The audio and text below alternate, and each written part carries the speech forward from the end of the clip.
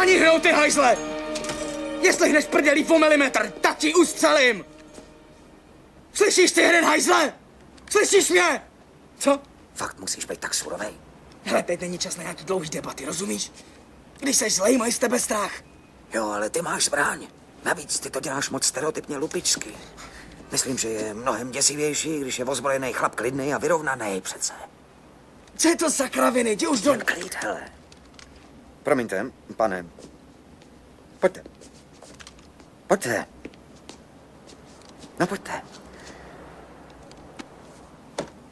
Poslyšte, Henry, my si odtud odneseme pár věcí. A vy nám v tom nebudete bránit. Máte něco proti tomu? Ne. Dobře. Upřímně. Koho z nás dvou jste se víc bál? Upřímně? Mhm. Určitě víc jeho. Vážně? Jo. A nezdálo se vám to kapku přehnaný? On byl lepší. Ve které části? No jak řek, ani se nehni, ty hajzle jeden.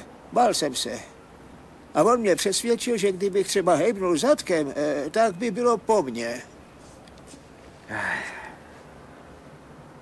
Vás ale taky. No, ale to se jen tak říká, nemusíte mi lhát. Na co bych lhal, vás jsem se taky leknul. Vážně? Jo. Děkuju, Henry.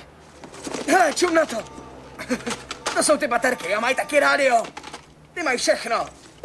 Můžeš poslouchat muziku a zároveň svítit. No dobře, dobře.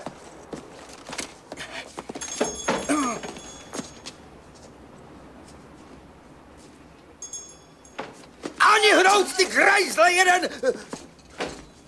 To už vypadalo líp. Děkuju, Henry, tak nashledanou někdy. Co je sakra ten grajzl?